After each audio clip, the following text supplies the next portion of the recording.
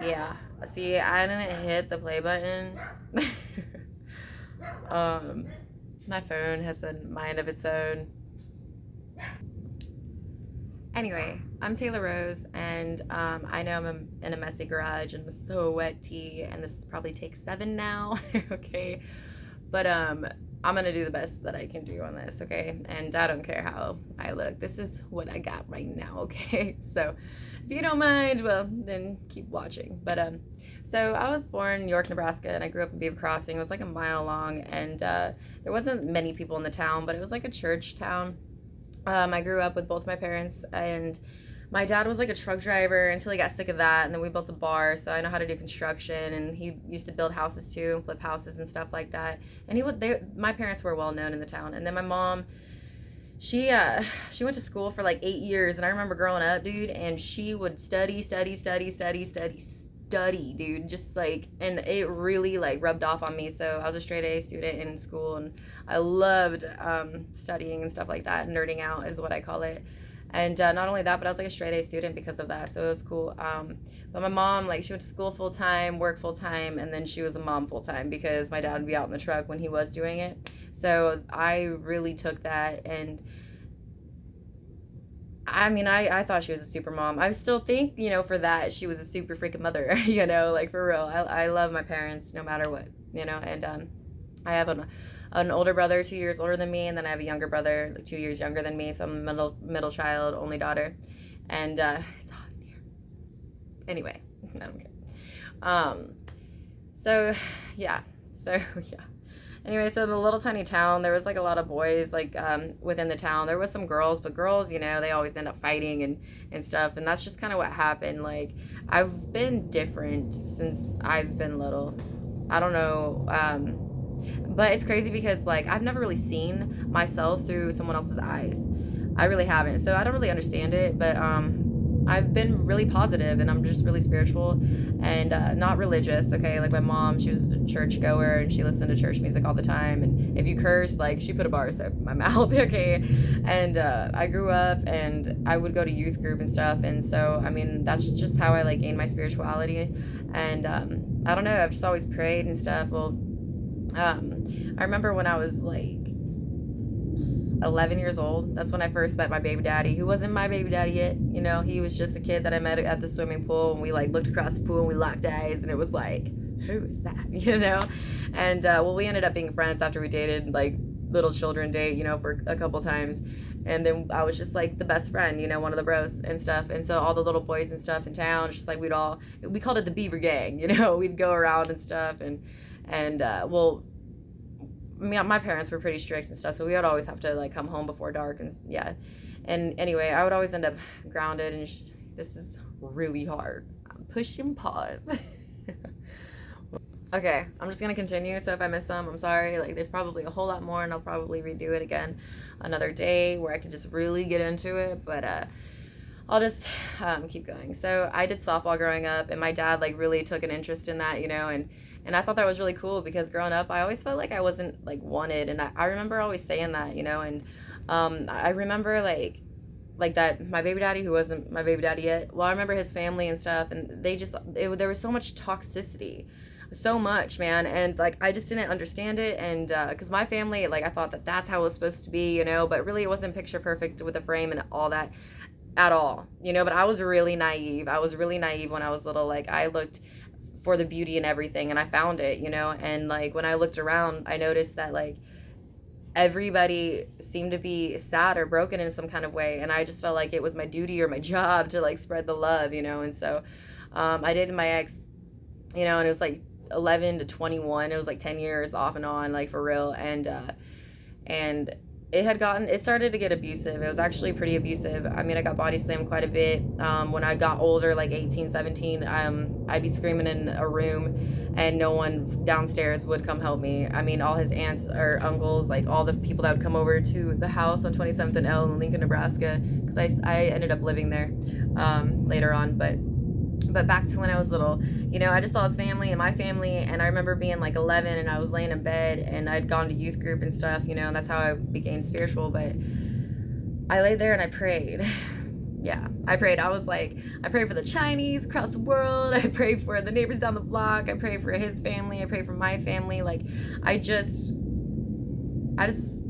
like, people, even my mom, you know, like, she would do, like, nutrition diets, or, I don't know, like, Jenny Craig, Weight Watchers, all that stuff, and never felt like she was good enough and stuff, and I just noticed that, and I love my mother, and I wish her to know that she's freaking beautiful, no matter what, dude, you know, and, so, I remember seeing that growing up, and like there was always just something off with everybody, so I prayed for all the people, you know, and then I asked God, I was like, leave me last, straight up. I had a tear down my cheek, all the sorts of stuff, like, and I mean, I remember feeling it to my core, like I really meant this. I was like, use me as a tool and leave me last, you know, and I'm like, don't even worry about me, you know. And it's crazy because my whole entire life has manifested the way that it has, and it's like God has used me as a tool, you know, and I manifested it, and I'm not even mad about none of it, okay? But I just really understand it, because it's just like I wanted to spread love in the world, and that's exactly what I've done, and that's what I'm going to continue to do no matter what, dude, because people, they need that hope, they need that inspiration, you know, and people have lost it. And so, like, anyway, I'm going to get off track, and I'm so empty. Okay, it's shit, so don't mind me, man.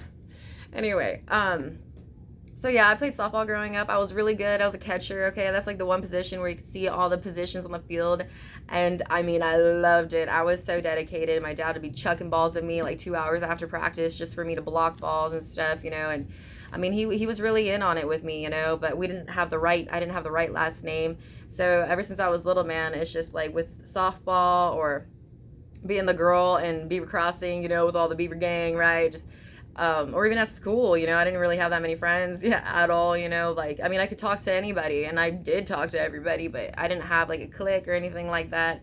I've just had a whole lot of people, like, seriously jealous of me for a really long time, and I just never really understood it, and I didn't know what I was doing wrong, and it's like, come to find out, it's like, I didn't really do anything wrong to begin with at all, you know, and it's just, like, how the world's gone, you know. But anyway, so I played softball. I loved it. I was great at it. I actually ended up going like team hopping, straight up, just team hopping, you dude, because I got really good and I didn't have to try out. And my throw down to second base was like 1.57 seconds. Like from the time you caught it from my knees, like it'd get to the second base 1.75 seconds. And my dad just like, just really got in it. He coached like 3 years. And my mom always, I don't know, it's like growing up, I never really understood me and my mom's relationship, my mom and I's relationship.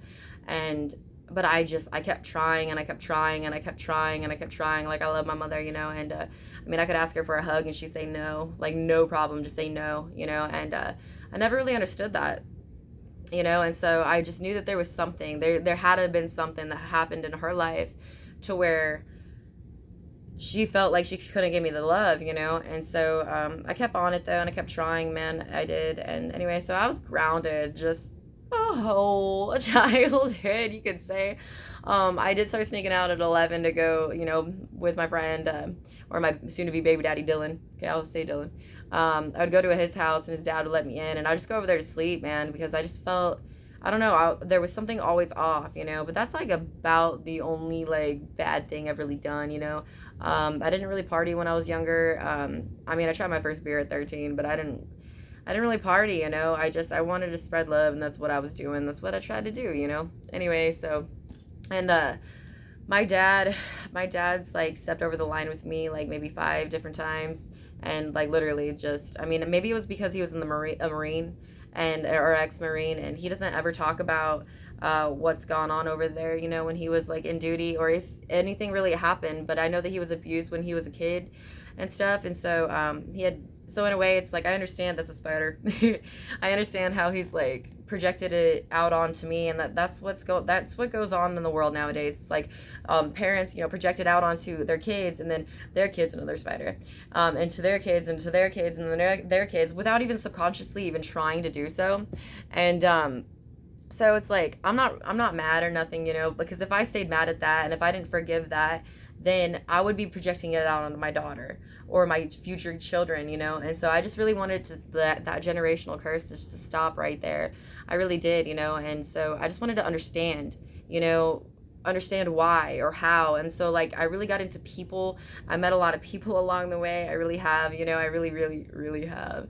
Yeah. But anyway, so as far as the childhood, I can do construction. My dad built a bar. We had a bar. I remember working there. My mom worked all the time, and then my brothers, like me and my older brother never really got along a whole lot. I never really understood that either.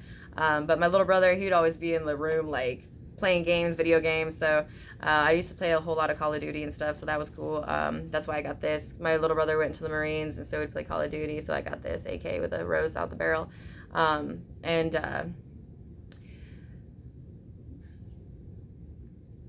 mean, I can go into detail about like the abuse growing up or the neglect growing up, which I might one day, but not right now, like, because maybe when like all is said and done and I got my mind cleared out, I'd be better to be able to do that. I just remember just really loving my family and really wanting like things to be okay, because like even though it might look good on the outside and everybody says that it looks good on the outside, doesn't make it good on the outside. Like I remember my mom and my dad always telling me like children are meant to be seen and not heard, and I never understood that, because it's like that's exactly what it's been for me. I feel seen and not heard, and no one's ever really heard me about things, like ever, and anyway, so by 16, okay. By 16, I ended up getting pregnant by, Dylan, and he asked us to have a baby, and I said yes. I did. I know I did. I did. He had a baby first, and his girl like took the baby over to York and stuff. He never got to see the baby, or him, and I just really wanted him to have that family life, and I wanted that family life, and I could, there's probably a whole lot of people out there that could probably relate with that, that try to have a baby because they want to have a family, the family that they never had, and then it never turns out like that, it's like, I'm sorry, my hair, a lot of people could probably relate to that, and so, anyway, so we had a baby, and by 17, like, this is really hot in here, guys. By 17, actually no, it was like 16. I did a hit and run. I backed up into a vehicle, and I took off. I mean, I did. I took off. All right. I didn't want to get in trouble. Okay. And it was like snowy. I mean, so snowy. And I was trying to impress, dealing with like, had the music all the way blaring up. And he went to this youth center that the Beaver Crossing used to have. And, but he went in as I was backing up, and, I just nailed that truck. I did. And then the back of the light or whatever, the red light, yeah, I can't think of it right now, okay? But it fell off, and it stayed there. It was like on the ground. I didn't think about it. I was just scared, so I like like rode my car home. I was like, man, I don't know what happened, man. It's like I backed up into the dumpster at the bar, and he's like, oh, okay, whatever. And so then I taped it. Well, a couple of weeks later, cop comes by, and he's looking at it, and then I get in trouble for it. I get caught, and so my parents said that they had made a deal with them, though, and said that if I went to Georgia to go live with my aunt, Heidi, that like all the way in Georgia, it was a fancy house that I'd get away with, like, I mean, not get away with it, but I wouldn't get into trouble, because my parents were like, oh, it's this boy that she's hanging around, it's this Dylan, like it's him, and so I ended up going to Georgia and lived with my aunt for a couple months, and I had to talk them into letting me come back, but they told me like, you're not allowed to talk to Dylan, and I was like, okay. Like, I was all like, church, like, okay. And so I got back, the first thing I did was go talk to Dylan, like, when you tell your kids not to do something, like, they want to go do it. But there's a lot behind the story, though, like, there's a lot behind the story, actually. Like, I have an inheritance that I never even knew about. And so, like, starting from there, like, I mean, all the time, like growing up, I had the cops called on me so many different times, and I had to stand in front of the judge at court, CJ Peterson in Seward County, and then we had Greg Damon, the lawyer, which was also my parents' lawyer, and he's like a public defender, and then we had the county attorney, which was Judge Phillips, now in Lincoln, Nebraska, but he was a county attorney in Seward, and anyway, they all got cut a part of my check. they all got cut a part of my check, and or my money, and I think it was like from my grandma. I don't even know which grandma, but I just know that it all really totally makes sense, you know. Anyway, so this is hard to do. I'm gonna hit a pause, okay? Okay, sorry. Yeah. So anyway, so I had to stand in front of a judge, and like my mom would call like missing person report, stolen car report, you know, and I'd be like 10 minutes late with the car, you know, coming home from school at 16. I got recruited to a different school to play softball, you know, catcher for softball. So instead of Utica, Nebraska, the Broncos Centennial, I went to Friend, Nebraska, and played for the Bulldogs, and it was cool, you know, it was really cool. But anyway, oh yeah, at that school there too. I mean, I'd be walking down the hallway, right? And I mean, I'd had so many people like grab my butt. I want to say butt because I don't know who's watching this. Grab my butt, like slap my butt, and like ask me to, you know, have sex with them. I don't want to say it like they said it because I don't know who's watching this. Like I said, but like children. But yeah, dude, I just got really harassed there, like really bad. Like it was horrible. Like I was odd man out there too. Like so many females were just so jealous of me, and like I mean, I just I don't know. I'm just trying to be myself, but I've been different since I was little, and I mean I never really understood why I got all the crap that I did. But I mean these people would like drive their cars chasing my car, you know, right after school, and I'd have to hurry up and get to the highway so I can zip over to Beaver, you know, and I mean, it was just crazy. It was all some jealousy over some dude that was just my friend, that was just a friend, but I was like friends with this girl too. And it all started a bunch of stuff. And it was a pretty little tiny school. It was a tiny school, but it happened, you know. And anyway, so I'd be at the court, you know, and I just got in so much freaking trouble, like diversion, like probation, diversion, you know. And it's just like, I'm a great kid. I was a straight A student because my mom's studying, you know. I was a straight A student. I was really good at school. I loved it, actually. I had to rewrite my homework, you know, because I'd be grounded all the time. And I mean, I did sneak out, you know, to go see my friend because I wasn't allowed to, but it totally makes sense why my parents kept me from doing that. And they just called cops, like well, anyway, I'm